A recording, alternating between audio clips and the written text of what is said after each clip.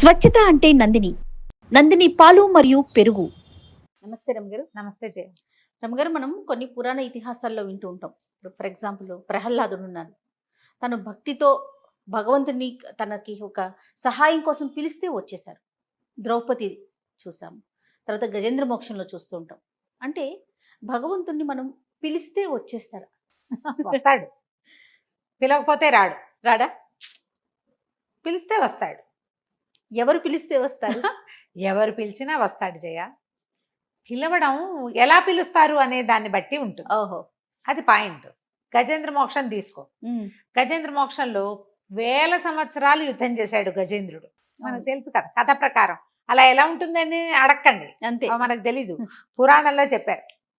పోతన గారి భాగవతంలో గజేంద్ర మోక్షం పద్యాలు ఉంటాయి. లోకంబులు, లోకేశులు, లోకస్థులు తెగిన తుది ఎక్కడ ఆలోకమైన ఒక చీకటి లోకం వెనకాల ఒక పెద్ద చీకటి, దాని వెనకాల ఒక మహాద్భుత లోకం ఉంది. అక్కడెక్కడో ఉంటావు నువ్వు. నువ్వు వచ్చి నన్ను రక్షించు, నా వల్ల కాదు, ఇంకా ప్రాణములు ఠావులు తప్పే అంటాడు. నా ప్రాణం అయిపోయింది, మూర్ఛ వస్తోంది, నీవే తప్ప ఇతఃపరం బెరుగా మన్నింపవే, రావే వరద కావవే ఈశ్వర సంరక్షించు భద్రాత్మక. ఇంత పద్యం, మొత్తం పద్యం చెప్పేసా చూడు నేను. నా వల్ల కాదు, ఇంకా నేనేం చేయలేను, నువ్వు వచ్చి నాకు సహాయం చేయాల్సిందే ఇంకా అని పిలిచాడు. అంతకుముందు 10,000 సంవత్సరాలు యుద్ధం చేశాడమ్మా. అవును. నీళ్ళల్లో ఉంటే మకరానికి బలం ఎక్కువ, ఏనుక్కి బయట బలం ఎక్కువ. నీళ్ళల్లో ఉన్నప్పుడు దాని బలం ప్రకారం అది లాగేస్తుంది. శక్తి కొలది పోరాడాడు. ఆయనతో వచ్చిన గుంపంతా పోయింది, ఆ గజేంద్రుడితో వచ్చిన గుంపంతా. ఋతువులు మారుతూనే ఉన్నాయి, యుద్ధం అవదే. శక్తి పోయాక నా వల్ల కాదు, నువ్వే రా అని పిలిస్తే అప్పుడు ఏం చేశాడు? ఈయన సిరికిని చెప్పాడు, శంఖచక్రయుగమును చేదోయి సంధింపడని పరిగెత్తాడు. భార్యకి చెప్పలేదు. శంఖం చక్రం యుద్ధం అక్కడ ఎవరినో చంపాలంటే ఆయుధాలు కావద్దు, ఒట్టి చేతులతో పరిగెత్తాడు భగవంతుడు. భగవంతుణ్ణి అలా పిలిచే ఆర్తి భక్తుడికి ఉంటే, దేవుడా నన్ను కాపాడు అంటే వస్తాడు. కాపాడు అని అడగకుండా నేనే ప్రయత్నం చేస్తే రాడు. ద్రౌపది కథలో కూడా అంతే కదా. ద్రౌపది కథ, ఆవిడ వస్త్రాపహరణం, ఆమెను రక్షించగలిగిన మహానుభావులు, మహాశక్తివంతులు, శౌర్య ప్రతాప సూర్యులు అయినటువంటి భర్తలు 5గురు కిరీటాలు తీసి పక్కన పెట్టిన ఆయుధాలు విసర్జించి కూర్చున్నారు. ఆమె మొదట భర్తల వైపే చూసింది, వాళ్ళ వల్ల కాదు. అర్థమైంది ఆమెకి. అందుకని భగవంతుడిని పిలిచింది, అందుకొచ్చాడు. ఆమె అటు ఇటు పరిగెత్తి నా వస్త్రం లేదని ఒక గదో ఏదో పుచ్చుకుని చెంబు చేత విసిరేసి యుద్ధం చేస్తే యుద్ధం చేసుకుంటూ ఉండేది. పారిపోయేదేమో లేదా దొరికిపోయేదేమో. సందర్భాల్లో ఆవిడ ఏం చేసింది? భగవంతుడా నువ్వే నాకు దిక్కు, అన్యథా శరణం నాస్తి త్వమేవ శరణం మమ అంది. అందుకని శరణము ఇచ్చాడు. ప్రహ్లాదుడి కథలో ఎన్నిసార్లు అతనిని రక్షించాడో భగవంతుడు. భగవంతుడు ఉన్నాడని నమ్మాడు కాబట్టి. ఇక్కడ ప్రధానం అది. ఎప్పుడు కూడా నమ్మాలి. ఆ నమ్మకం ముందు మనకేంటంటే అపనమ్మకం వస్తుంది ఒకటి. తర్వాత రాడేమో అని అనిపిస్తుంది, లేడేమో అనిపిస్తుంది, రాడేమో అనిపిస్తుంది. ఈ కాలంలో దేవుడు వస్తాడండి అంటాం, దేవుడు రాడు, ఆయన ప్రతినిధి ఎవడో ఒకడు వస్తాడు.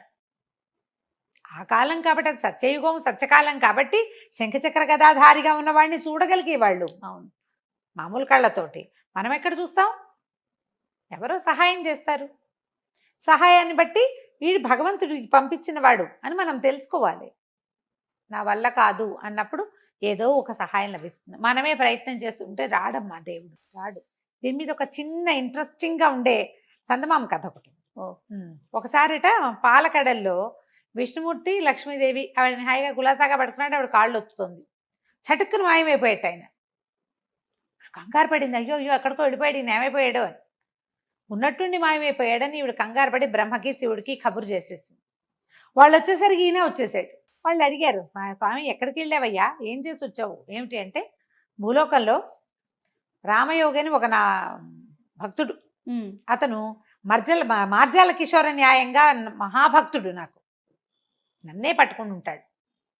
అయితే ఏమైంది, అతను ఒక పక్క పొలంలో అతని ఆవు ఒకటి పక్క వాళ్ళ కామందు పొలంలో జ్వరపడేసరికల్లా ఆవును కొట్టాడు కామందు. రక్షించడానికి వెళ్ళిన రామయోగి కూడా దెబ్బలు పడ్డాయి. కొడుతుంటే అతను రాఘవ రామ నారాయణ వైకుంఠవాస బదరివాస అని పిలుస్తున్నాడు. అతన్ని రక్షిద్దామని పరిగెత్తాను. కానీ ఆ దెబ్బల బాధను తట్టుకోలేక అతను మార్జాల కిషోర్ న్యాయం నుంచి మర్కట కిషోర న్యాయానికి మారిపోయాడు. అతనే వెనక్కి తిరిగి ఆ కొట్టిన కామంది మీద పడిపోయాడు, తిరగబడ్డాడు. నాకు అక్కడ పని ఉంది, అందుకని నేను వెనక్కి వచ్చేసా అన్నాడు. అనేసరికల్లా సరే శివుడు బ్రహ్మదేవుడు సరేలే ఇలా అవుతూ ఉంటాయని వాళ్ళ దారిని వాళ్ళు వెళ్ళిపోయారు. లక్ష్మీదేవి నిదానంగా భర్తను అడిగింది, ఇందాక మీరు మీ భక్తుడి కోసం పరిగెత్తుకుంటూ వెళ్ళాను, మొదటేమో మార్జాల కిషోర్ న్యాయం అన్నారు, అదే అంతే, తర్వాత వాడు అతనే తను రక్షించుకున్నాడు, మర్కట కిషోర్ న్యాయంలోకి వచ్చేసాడని అన్నారు. ఈ రెండు న్యాయాలు ఏమిటి అని అడిగింది. న్యాయం అంటే ఏమిటి న్యాయం అంటే, మొదటిది మార్జాల కిషోర న్యాయం. మార్జాల కిషోర్ అంటే మార్జాలం అంటే పిల్లి, పిల్ల. ఆ పిల్ల వాడి వదిలేసి ఉంటుంది. పిల్లి దాన్ని ఇట్లా మెడ దగ్గర పట్టుకుని, పిల్లి పళ్ళు కూరలు ఎంత పదునుగా ఉంటాయి, అదే ఇట్లా పట్టుకుని తీసుకుపోతుంది. పిల్లికి దాని మీద స్పృహ ఉండదు. ఆ పిల్లకి తల్లి మీదే నమ్మకం. దానికి భగవంతుడే నన్ను నడిపించేవాడని నమ్మాడు రామయోగి. దెబ్బలు పడుతుంటే రామ గోవింద నరహరి వార్తేవ పురందరా అని పిలిచాడు నన్ను. నేను అక్కడ వాడిని రకమారి నా మీదే ఆశ పెట్టుకుని దెబ్బలు తింటున్నాడు. అందుకని వెళ్ళిపోయాను. నేను వచ్చి రక్షిస్తానని మార్జాల కిషోరం లాగా అమ్మే అంటుంది. అది దాన్ని కాపాడమని తల్లి పరిగెత్తుకుంటూ వచ్చి మెడపుచ్చుకుని తీసుకెళ్లి 7 ఇళ్ళు తిప్పుతుంది. మీరు గమనించండి, పిల్లికి ఉన్న మెడ ఎంత పలచగా ఉంటుంది, దాని స్కిన్ ఎంత మృదువుగా ఉంటుందో. పిల్లి పళ్ళు కూరలు పహాపదులుగా ఉంటాయి. పళ్ళు దిక్కండా పిల్లని ఇట్ట పట్టుకెళ్తుందమ్మా, అది భలే పట్టుకుంటుంది. మార్జాల కిషోర న్యాయం అది. తర్వాత ఏమైంది, అతను ఏం చేశాడు, ఆ దెబ్బలు తాళలేక దేవుడి గోవిందనామాలు వదిలిపెట్టేసి గోవింద కేశవ మత్సూదన అండం మానేసి పంచగట్టి దెబ్బలకు దిగాడు. తను రక్షించుకునేందుకు ప్రయత్నం చేశాడు. ఇది మర్కట కిషోర న్యాయం. మర్కటం అంటే మంకీ, కోతి ఎంత పరిగెడుతుందో ఎంత ఎగురుతుందో దాని పిల్ల ఇట్లా కావలిచ్చుకుని ఉంటుంది తల్లిని. గమనించండి, ఆ పిల్లకి తల్లి మీద నమ్మకం లేదు, తన చేతుల మీదే నమ్మకం. అదే పట్టుకుంటుంది. కోతి అన్ని చెట్లు ఎక్కుతుంది, అవి ఇవి పట్టుకుంటుంది. దాని పొట్టని కరుచుకుని ఉన్న పిల్ల అస్సలు వదిలిపెట్టదు. దాన్ని ఇట్లా పీకాలి బలవంతంగా, దాని నుంచి వదిలించుకోలేదు తల్లి అసలు. దాని నుంచి అది వదలాలి తప్ప.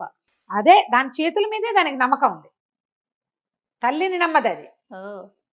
ఇప్పుడు అందుకని వాడు ఏం చేశాడు, తన చేతుల్ని నమ్ముకున్నాడు. ఇక నన్ను వదిలిపెట్టేశాడు. దానికి లెక్కే లేదు. ఇతను కూడా అంతే, నన్ను లెక్క పెట్టక తన పంతం చేసుకున్నాడు. ఆయన రక్షించుకునేటప్పుడు నేనెందుకు రక్షించటం, భగవంతుడు ఎందుకు వస్తాడు, ఇక రాడు.